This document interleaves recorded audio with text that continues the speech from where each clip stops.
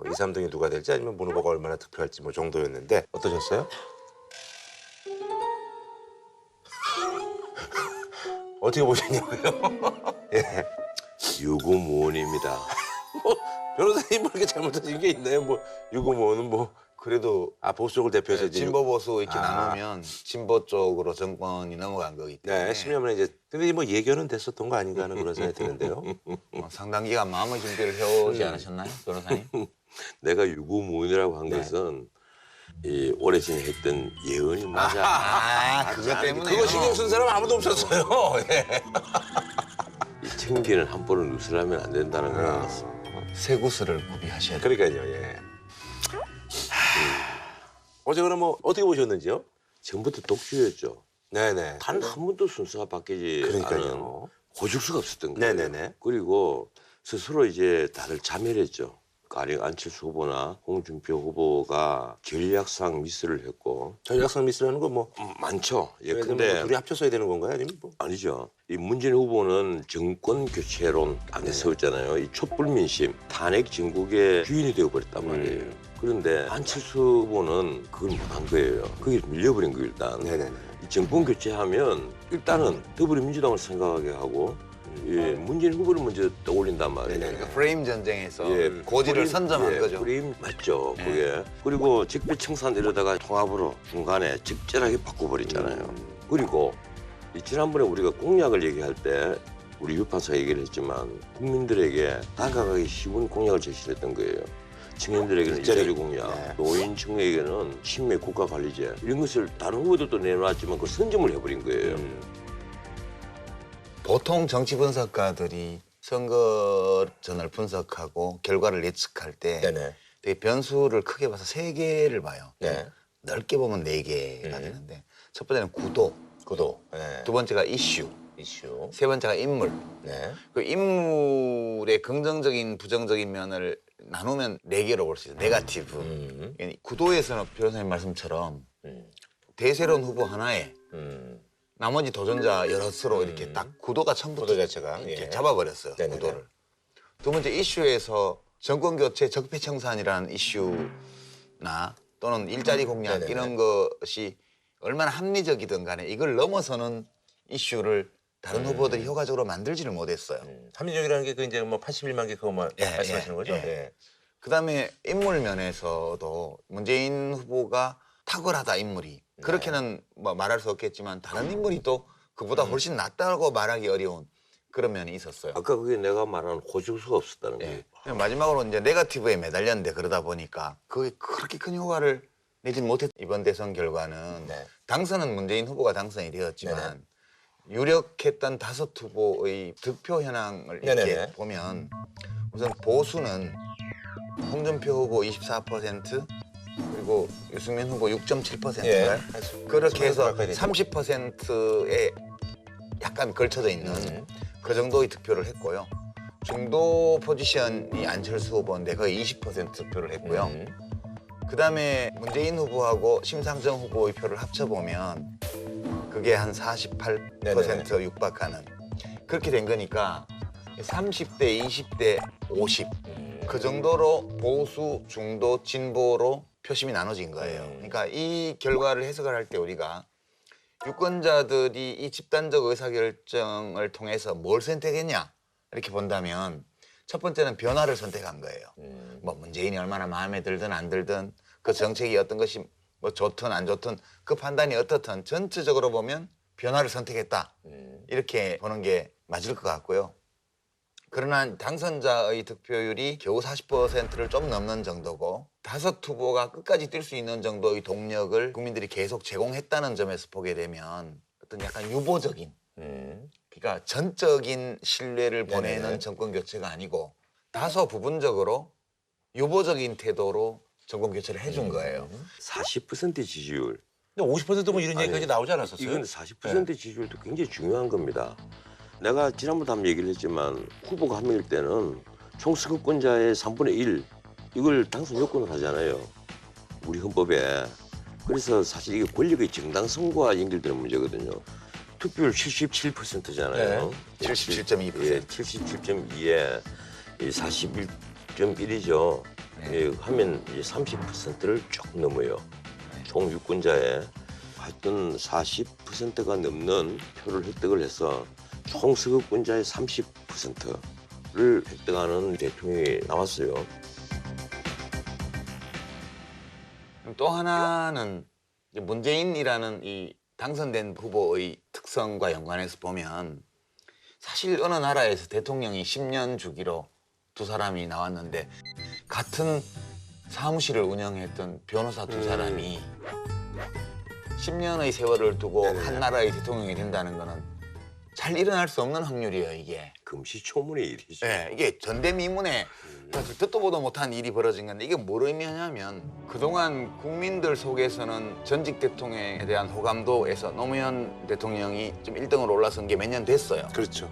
근데 현실 정치에서 사실상 노무현 대통령의 정치적 복권이 이루어진 거다.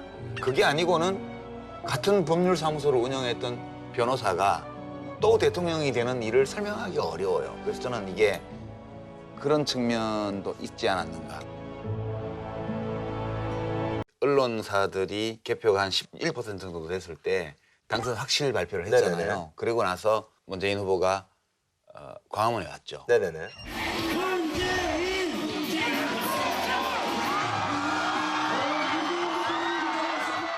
내일부터 저는 국민 모두의 대통령이 되겠습니다. 저를 지지하지 않았던 분들도 섬기는 통합 대통령이 되겠습니다.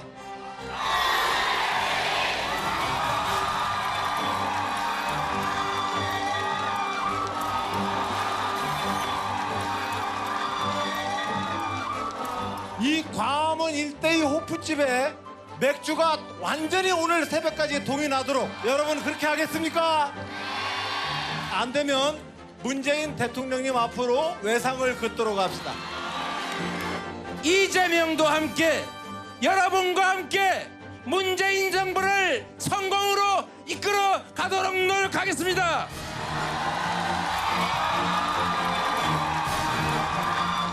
거기서 나를 지지하지 않았던 국민을 포함해서 모든 국민의 대통령이 되겠다고 일단 얘기를 했어요. 네. 근데 이거는 변호사님 말씀대로 당위적으로 대통령이면 모든 국민의 지지를 그렇죠. 받고 싶지 누가 일부 국민의 지지만 받고 싶겠어요. 이제 그런 당위적인 표현이기도 하고요. 네. 다른 한편으로는 저는 이게 이제 문재인 대통령 경우에는 그전 대통령과 좀 다를 수도 있겠다 그런 생각을 해요. 왜 그러냐면 야당이 지금 문재인 정부에 대해서 어떻게 나올지는 아직 불확실하죠. 네네네. 그러나 인간관계라는 게 뭐 오는 말 고우면 가는 말 곱고 그런 이치 아니겠어요. 네네. 그러면 과거 대통령들도 야당에 대해서 존중하겠다고 얘기를 하고 국회를 파트너로 삼겠다고 말은 다 했지만 실제 행동에서 꼭 그러지는 않았거든요. 네네네. 근데 문재인 대통령 경우에는 제가 아는 범위에서는 이분의 개인적인 특성과 연관지어 볼 때 과거보다는 좀 나아질 가능성이 있는 것 같아요. 왜 그러냐 하면 말하는 시간보다 듣는 시간이 훨씬 길어요. 문재인 대통령이 사석에서든 또는 공적인 회의에서든. 그리고 이제 TV 토론에서 제일 심하게 말을 한 게 이보세요였어요. 네, 이보세요. 그 때문에 이제 뭐 거기 수사 기록에 보면 그 당시에 중수부장이 이야기한 거는 노무현 대통령께서 돈을 박연차한테 직접 전화해서 요구를 했다고 돼 있습니다. 이보세요. 네. 제가 그 조사 때 입회했던 변호사입니다.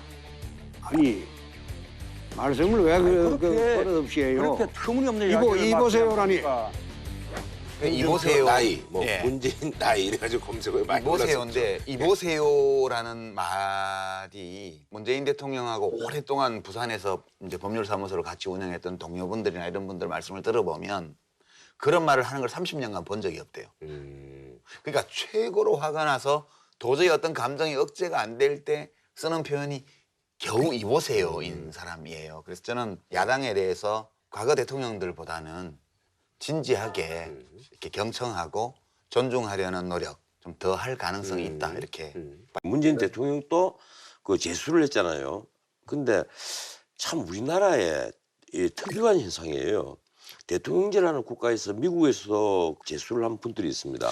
예, 예리치든 닉슨도 제수를 했지만 대부분은 대통령에 한번 출마하는 것으로 사실상 거의 마지막 징징이란 말이에요. 근데 우리는 의뢰의 대통령의 낙선을 해도 다음에 다시 재도전을 또 할 수 있고 심지어 삼수를 하고 DJ 같으신 분은 사수까지 했잖아요. 옆구리 좀 좁아서 그런 거 아닐까요? 아니 그러니까 제 말이 그 말이에요. 예. 재도전을 안 할 거면 이렇게 해도 돼요. 그 선거 기간에 쌓인 감정적 앙금을 표출해도 되고 뭐 어차피 나 그만둘 건데 근데 내가 또 할 거잖아요 정치를. 그렇게 생각한다면 이미 진 선거에서는 멋지게 진 사람으로 보여야 돼요. 그래서 당선 인사만 중요한 게 아니고 정치인들은 낙선 인사도 그거 참 되게 중요하죠. 중요하죠. 예, 어, 낙선 그래서, 인사도요. 예. 근데 이 승복 선언을 할 때부터 낙선 인사가 시작되는 거거든요. 근데 인사. 왜 낙선 인사를 이런 식으로 하지? 그러니까 저는 유승민 후보의 이야기 그게 제일 정상적으로 보이더라고요. 사랑하는 국민 여러분, 치열했던 대선이 끝났습니다. 이제 우리는 모두 다시 하나가 되어 이 나라와 국민을 지키는데 본신의 노력을 다해야 합니다. 아까 문재인 후보와 전화로 얘기를 나누고 축하드렸습니다. 저에게는 힘들고 때로는 외로운 선거였습니다. 그러나 저를 지켜주신 국민들 덕분에 흔들리지 않고 끝까지 올 수 있었습니다. 더 좋은 정치로 보답하겠습니다. 문재인 후보하고 전화 통화도 했다. 뭐 축하한다. 그리고 뭐 자기 지지해 주신 분들께 감사하다. 이렇게 얘기를 한 게 매우 정상적인 낙선 인사였고요. 어제 다른 그리고 후보들은 화면에 예. 그 이 당에 들어가서 사실 20명 남아 있는 쪼가라든 정당이잖아요. 그 일일이 악수하면서 그 분위기 자체가 예. 굉장히 훈훈해 보이더라고요. 새 출발을 또 예. 출발하는 그런 중계하는 그 장면이 내가 보고 깜짝 놀랐어요.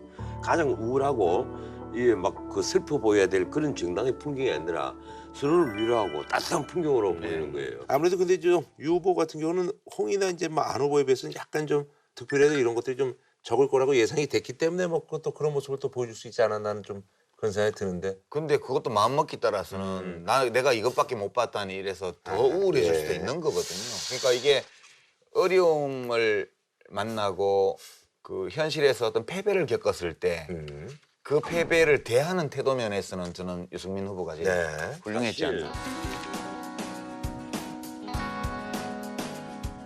득표율이 뭐 어떤 분들의 보는 시각에 따라서 조금 좀 덜 나온 게 아니냐 뭐 이런 얘기도 있을 수 있는데. 저희 기대치는 못 미치죠. 그러나 뭐 예상을 했던 겁니다. 이제 깜깜이 선거 들어가면 여론조사 결과를 공표를 못 하잖아요. 네네네네. 근데 저희는 대체로 이제 듣고 있는데 그 추이를 쭉 보면 이번에 득표한 이게 41.1%가 저희가 예측치랑은 거의 맞아 떨어지고요. 네네네. 저희가 이제 9년 만에 여당이 됐잖아요. 네네네. 그러다 보니까 굉장히 좋아하면서도 한편으로는 조심해요. 그렇죠. 긴장한다 그럴까요? 이게 국회도 여소야대인데다가 네네. 안보위기, 경제위기 이런 것 때문에 여당 국회의원 대선이 이제는 뭔가 좀 더 조심해라 이런 얘기를 하고요. 아하. 원들끼리 이게 단체 카톡방 같은 게 있는데 네네네. 거기에 초선 한 분이 네. 여당 국회의원 어떻게 해야 됩니까? 이렇게 물어보니까 사선의 어떤 선배 국회의원이 그러더라고요. 갈치 정치하지 마라 이렇게 해놨어요. 네? 갈치, 네네네. 먹는 갈치 있잖아요. 네. 토막 내지 말라는 얘기예요? 갈치는 갈치를 먹고 배를 불린대요. 오. 갈치가 갈치를 네네네. 잡아먹는데요. 그래서 이 정부 여당이 됐으면 안에서 뭔가 잘 이렇게 풀어갈 생각을 해야지 내부에 총질하거나 공격해서 점수 딸 생각하지 마라. 그래도 내부에는 좀 어수선하고 시끄러운 일들이 있다는 소문도 들리던데 벌써. 그게 무슨 얘기죠? 아이 뭐 아직 아니에요? 무슨 그 소문이 있던데 어젯밤에 벌써. 무슨 얘기고 뭐 인선 뭐 이런 거 관련해서? 예. 인선이야 전화 기다리신 분들이 많이 있을 테고 예. 또 고생하신 분들은 나름대로 좀 다르게 크게 역할 해보고 싶다 이런 열망이 있어서 그렇지 제가 듣기에는 뭐 심각하게 뭐 갈등이 있거나 그런 건 아닌데. 아니 근데 이제 그 인수위가 없어가지고 많은 분들이 걱정하잖아요. 저희가 이제 좀 전에도 얘기를 했는데 뭐 여러 가지 좀 대책들을 뭐 당내에서 마련하고 있나요? 지난번에 저희가 법을 개정하려고 그랬는데 네네 맞아요. 한 당이 반대해서 못 바꿨는데요. 네. 법을 보니까 인수위는 대통령 당선자만 설치할 수가 있어요. 네네네. 근데 우리 문재인 대통령은 당선의 신분이 없이 바로 그렇죠. 대통령이 돼버렸잖아요. 네네네. 그래서 인수위를 만들 수가 없어요. 네네네. 그래서 저희가 행자위랑 협의를 해보니까 정부조직법에 네. 대통령이 자문위원회를 구성할 수 있게 돼 있어요. 한시적으로 자문위원회를 구성해서 거기에 인수위 기능을 맡길 수 있다고 해서 아하. 지금 그렇게 추진할 계획을 갖고 있습니다. 네네. 그럼 마지막으로 문재인 대통령이 가장 먼저 뭐 해결해야 될 뭐 정부의 과제는 어떤 거라고 생각하세요? 공약의 제일 앞자리에 있는 거는 일자리고요. 네네네. 일자리 뭐 100일 계획도 있고요. 일자리 특위를 만들겠다는 얘기도 했고 일자리 집중할 텐데 당면 과제는 최우선 급한 거는 안보 위기지 않습니까? 네네네네. 사드 문제도 있고 북핵 위기도 있기 때문에 안보 위기. 또 하나는 여소야대잖아요. 네네네. 야당의 협력이 없이는 할 수 있는 게 거의 없기 때문에 어떻게 하면 협치의 구도를 계속 이어갈 거냐.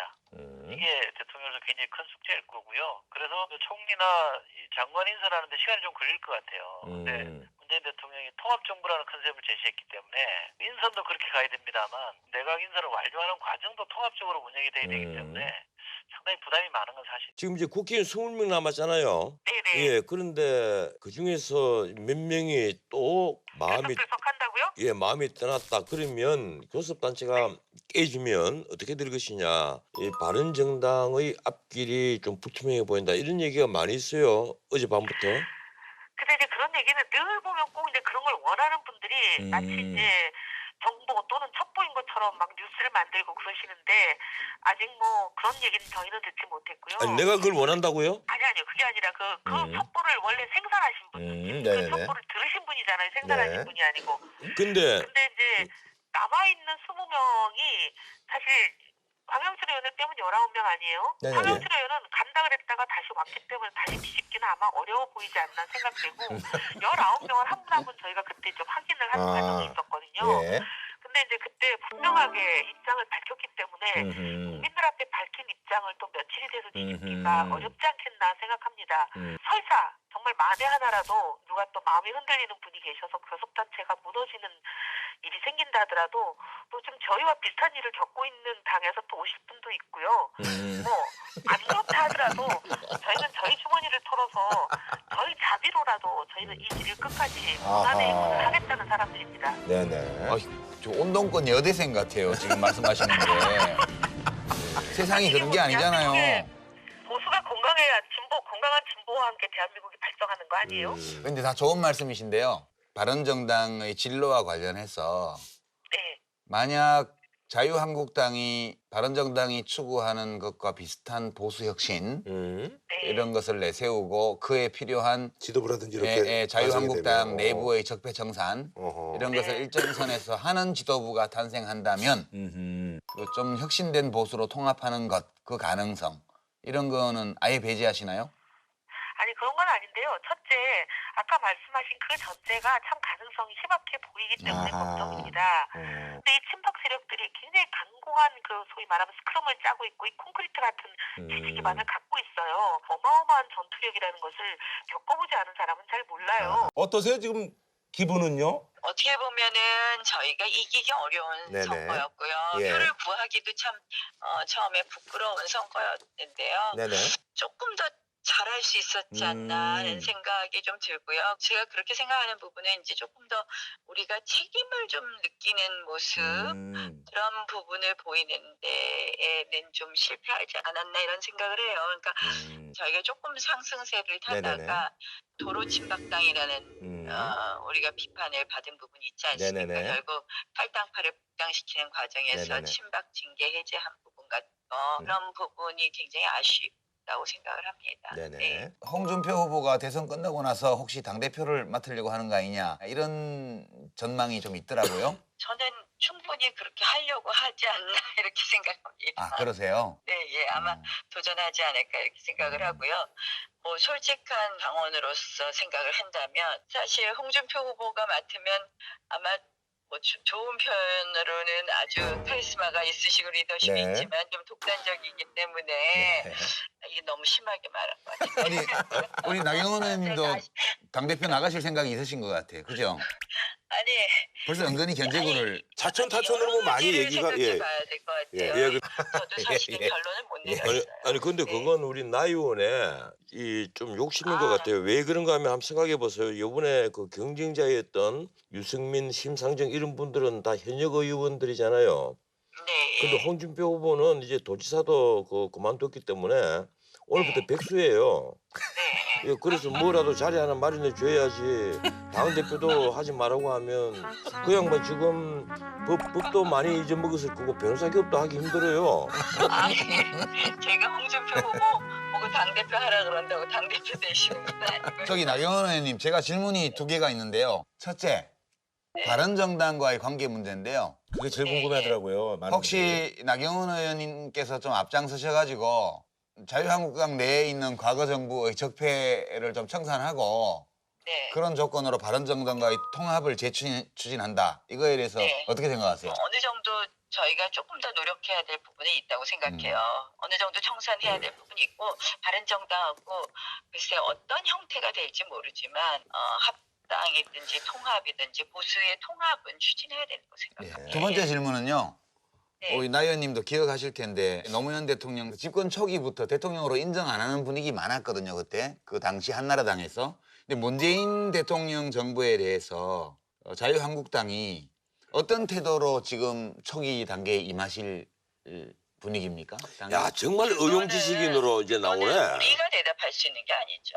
문재인 대통령께서 어떻게 하시느냐에 따라서 야당의 입장은 달라지지 않을까요? 오는 말이 고우면 가는 말도 곱다. 상승세에 비해서 조금 득표를 좀 아쉽게 한 게 아닌가 하는 그런 좀 생각이 드는데 어떠세요? 네, 저희들이 두 자리 숫자까지 이렇게 네네. 나아가도록 노력을 했고 또 그런 기대도 있었고 또 많은 분들이 성원을 해주셨는데 네네네. 마지막에 뒷심이 좀 부족했던 것 같습니다. 약간은 아쉽지만 그래도 또 희망을 좀 엿보는 그런 분위기인가요? 네, 그렇습니다. 사실 뭐 6.2%라는 수치는 저희들이 기대도 못 미치고 네네. 또 중간에 도달했던 여론조사 지지율에도 못 미치는 것이기는 합니다만은 뭐 이 6.2%는 현찰이라 생각되고 아 예. 현찰이 아니라 엄도꽤 받았기 때문에 예. 예, 그 앞으로 현금 만들 수 있는 그 엄들을 현금으로 바꾸기 위해서는 더 노력을 해서 네네네. 앞으로 좀 더 확장을 해야 되지 않겠는가 생각하고 있습니다. 예. 네, 전인책입니다. 예, 안녕하세요. 예, 방금 음 받았다고 말씀을 하시는데, 네. 예, 사실은 그 진보 어젠다를 두고 더불어민주당 문재인 후보와 심상정 후보가 차별성을 보이는데 실패한 것, 그게 큰 원인이라고 생각하지 않습니까? 차별성을 보이지 못했다고 말씀하시는 예. 겁니까? 차별성을 충분히 저희들은 보였다고 생각되고 또 어떤 경우는 또 너무 거칠게 보인 게 아니냐는 지적까지 한편에 있기 때문에 다만 저희들이 생각하는 건 그동안에 진보하면은 여러 가지 색깔론이라거나 이념적 딱지 때문에 네네. 우리 유권자들의 가정에까지 못 들어갔지 않습니까? 네. 골목을 배회하거나 뭐 이렇게 했는데 이번에는 각 가정에 진보 실체와 그런 어떤 내 진정성이 이렇게 가정에까지 들어가서 알려지게 되었기 때문에 그건 성과라고 생각하고 있습니다. 예. 유시민입니다. 안녕하세요. 예. 당원이세요, 당원.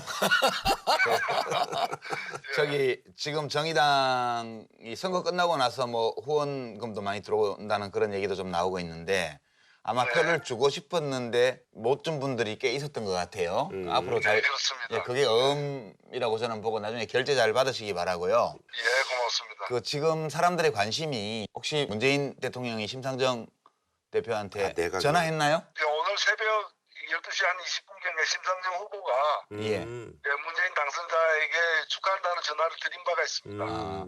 혹시 뭐 조각 입각 관련해서 전화 온 거 있습니까? 전혀 없습니다. 아직 없습니까? 그리고 대통령 선거 이전에도 야3당 공조를 해온 당으로서 네네네. 그 공조의 어떤 정신에 입각해서 앞으로도 계속 공조할 생각이고요. 그다음에 구체적인 뭐 협력 방식이라거나 이런 것은 앞으로 또 논의할 기회가 있지 않을까 생각됩니다. 열어놓고 여러 가지 대화를 할 수 있다는 입장인 거죠? 네, 그렇습니다. 한때 이 호남이 자기를 지지한다는 것을 믿고 이 민심을 좀 그 쉽게 이긴 것 아니냐. 난 이렇게 보고 있거든요. 예, 그렇습니다. 저희들이 특히 국민의당의 장당의 진원지였죠. 호남에서조차도 이런 성적을 얻은 데 대해서는 뭐라 할 말이 없습니다. 물론 호남에서의 선거 결과가 호남 민심이 문재인, 안철수 둘에 대한 지지보다는 전략적인 판단에 따른 한쪽으로 몰아주기식 지지가 있었다는 것도 부인할 수는 없을 것입니다. 그렇다고 하더라도 저희 당으로서 그리고 안철수 후보로서도 호남, 전남, 전북에 대한 지지자들의 표를 얻기 위한 노력도 다소 소홀한 게 비치지 않았나라는 반성을 해봅니다. 네네. 국민의당이나 정의당과의 어떤 협력 또는 뭐 연정 이런 얘기들이 오가고 있는데 그 문제에 관해서 혹시 문재인 대통령 측과 국민의당 사이에 이야기가 오간 게 있나요? 제가 알기로는 현 현재까지 협치나 연정에 대해서는 구체적인 이야기가 오고 가지 않았다고 알고 있습니다. 저희 국민의당으로서도 구야권 소위 형제당의 관계에 있었던 것만큼 협조를 하겠지만은 국민의 뜻을 거르면서까지 그리고 협치나 연정의 기본 정신을 훼손하면서까지 응하지는 어렵지 않나. 그러기 위해서 더불어민주당 문재인 대통령께서 과거보다는 미래를 보고 다른 구야당들에 대해서도 협치를 할 수 있는 명분 제시해야 된다고 봅니다. 그러면 그 국민의당 입장에서 문재인 대통령에 대해서 그런 일들을 성사시키기 위해서 이렇게 해달라. 어떤 바람직한 방향에 대한 견해? 이런 게 혹시 정립된 게 있으신가요? 아직 당 차원에서 결정된 건 아니지만은 이번 대선 과정에서 국민 통합이라는 전제가 나왔기 때문에 이것을 어떻게 구해를 가실 것인지에 대한 명확한 입장, 독트린 선언이 필요하다고 봅니다. 앞으로 향후 정부라든지 국회를 할 때 어떻게 이런 방식으로 연정 협치 방식으로 운영해야겠다는 것을 먼저 선언해 주시고 거기에 따라 다른 야당들이 어떻게 할 것인가 할 것인지에 대해서 서로 협의가 있어야 된다고 봅니다. 그것이 없이 각각의 개개별의 사안이나 정책에 대해서 협의 여부를 한다고 한다면은 항상 그때마다 정부가 흔들릴 수 있는 진리를 제공할 수밖에 없거든요. 가장 먼저 닥쳐오는 게 총리 인준 그리고 정부 구성 저 장관 청문회 아니겠습니까? 네네. 이런 것들이 대외적으로 발표되기 전이라 하더라도 이러한 분이 총리가 되는지에 대해서 다른 양자들에게 이렇게 비공개적으로 비공식적으로라도 사전 통보 내지 협의하는 절차를 거친 후에 발표를 하면 어떨까라는 제안을 해드려봅니다. 존중하는 태도의 표현으로 그런 것이 필요하다는 말씀이시죠? 예, 그렇습니다.